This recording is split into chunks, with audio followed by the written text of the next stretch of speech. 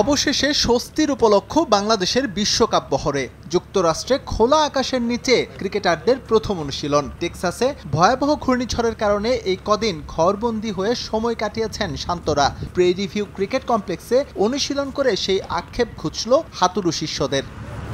যুক্তরাষ্ট্রে শুধু বিশ্বকাপ নয়, সেখানে স্বাগতিকদের বিপক্ষে আছে বাংলাদেশের ৩ ম্যাচের টি-20 সিরিজ। লক্ষ্য আসর শুরুর আগে কন্ডিশনের সঙ্গে নিজেদের খাপ খাইয়ে নেয়া। তবে হিউস্টনের বৈরী আবহাওয়ায় তৈরি হয়েছিল শঙ্কা। এমনকি সিরিজের প্রথম ম্যাচ নির্ধারিত সময়ে মাঠে গড়াবে কিনা তা নিয়েও ছিল সংশয়।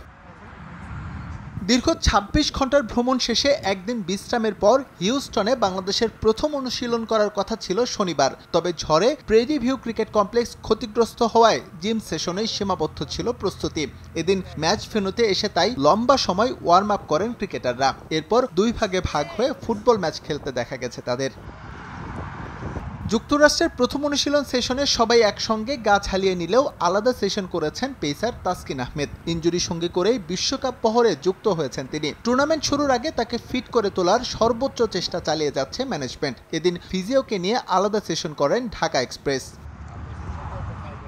আগামী ২১শে মে সিরিজের প্রথম টি-20তে যুক্তরাষ্ট্রের মুখোমুখি হবে টিম বাংলাদেশ। তার আগে আর মাত্র একদিন অনুশীলন করার সুযোগ পাবেন শান্ত সাকিবরা। প্রস্তুতিতে ঘাটতি থাকলেও ম্যাচের মধ্য দিয়ে তা কাটিয়ে উঠতে চান ক্রিকেটাররা। একই সঙ্গে ধারণা নিতে চান আবহাওয়া এবং সেখানকার পিচ কন্ডিশন সম্পর্কেও। এস এম ইকবাল, সময় সংবাদ।